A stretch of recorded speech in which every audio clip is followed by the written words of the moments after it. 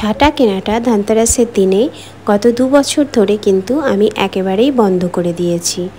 আসলে ওই যেটা নিজের মন থেকে সাই না দেয় সেটা কিন্তু কারোর দেখাদেখি করাটা কেন কি জানি আমার ঠিক মতন মন থেকে ভালো লাগে না। তবে ঝাঁটা কেনাটা কিন্তু ধনতেরাসের দিনে বেশ প্রচলন হয়ে দাঁড়িয়েছে বলতে পারো। বাজারেও কিন্তু ওই দিন ভীষণ রকম সমস্ত দোকানে মানে যারা ঝাঁটা কোনো দিনও রাখে না তারাও কিন্তু ওই দিনে ঝাঁটা বিক্রেতা হয়ে যায়। আর সকলের হাতেই কম বেশি একটা ঝাঁটা কিন্তু দেখা যায়, যেটা কিন্তু আমিও কিন্তু গত 2 বছর আগে কিন্তু কিনেছি ঝাঁটা ধনতেরাসের দিনে। গত বছর তো আমি সেরকম কিছুই কিনতে পারিনি ধনতেরাসের দিনে, কারণ ধনতেরাসের দিনেই যে ভগবান আমাকে একেবারে ধনলক্ষ্মী ঘরে দিয়েছিল।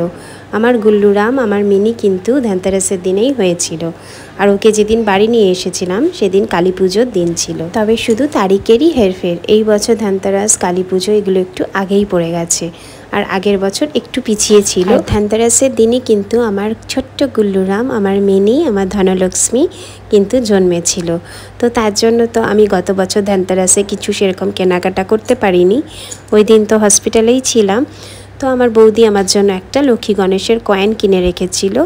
আর তারপরে আমি বাড়ি আসার পরে যখন গুল্লুরামের আমার ৬৬ দিন হয়েছিল, তো সেই দিনটাতে আমি যেরকম প্রতি বছর ধনতেরাসের দিন মানে আমার ঘরটা ভেঙে আমি সোনা বা রূপো যা কেনাকাটা করি, তো সেই দিনটা আমার গুল্লুরামের ৬৬ দিন।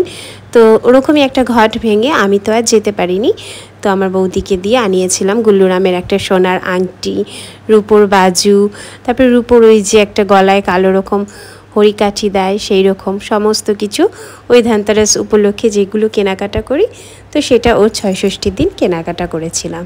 তো এই বছর আবার ধনতেরাসের দিন এখন সন্ধেবেলা করে বাজারে যাচ্ছি, দেখো টুকটাক কিছু তো একটা কিনবো। তবে হ্যাঁ, ঘরটা তার আগে ভেঙে নিলাম। তবে ঘটে যেই টাকা হয়েছে সেই টাকায় কিন্তু অনায়াসে রূপোর জিনিস, ঠাকুরের বাসন, এইগুলো সমস্ত কিছুই কেনাকাটা করা যাবে। তবে কিন্তু 3টে ঘটের মধ্যে আমি মাত্র একটাই ভেঙেছি, আর 2টো এখনও আছে, ওগুলো পরে কিছু সোনার জিনিস কেনাকাটা করব। আর এইদিকে দেখো বাজারে ঢুকতেই বাসন কাকুর দোকানে এত ভিড় ছিল, তো তোমাদের দাদাভাইকে বললাম আগে চলো সোনার উপর দোকান থেকে যেটা টুকটাক কিনবো সেটা আগে কেনাকাটা করে চলে আসি, তারপরে আসার সময় এখানে কাকুর দোকান থেকে বাসনটা নিয়ে চলে যাব। আর এই যে সোনার উপর দোকানে গিয়ে আমার এই ছোট্ট সীমিত কেনাকাটা ছিল।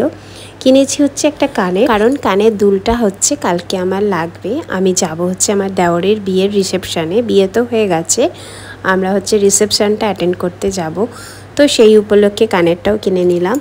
আর উপর একটা থাম রিং আমার জন্য নিলাম, আর 2টো লক্ষ্মী গণেশের কয়েন, একটা আমার জন্য একটা আমার বৌদির জন্য।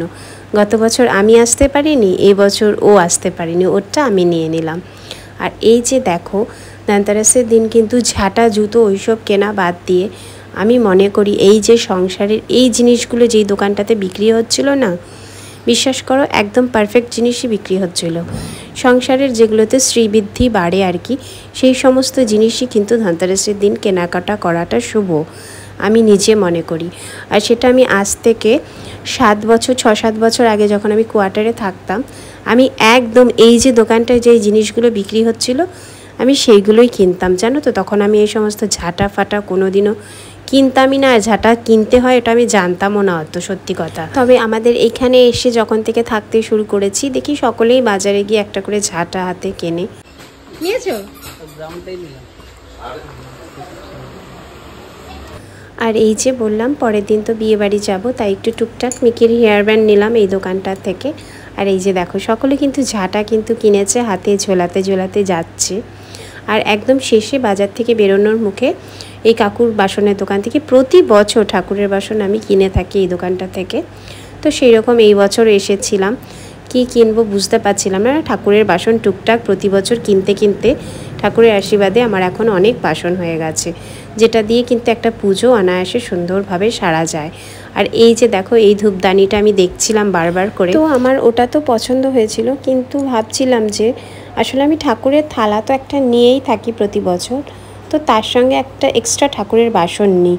তো সেটাই ভাবছিলাম যে ধূপদানি নেব না অন্য কিছু একটা কিছু নেব। তারপর এদিক ওদিক টুকটাক এই বাসন ওই বাসন একটু দেখছিলাম, কারণ বলো এত সুন্দর করে সব বাসনগুলো সাজানো, মন তো চাইছিল যেন সব কিছুই নিয়ে নিই।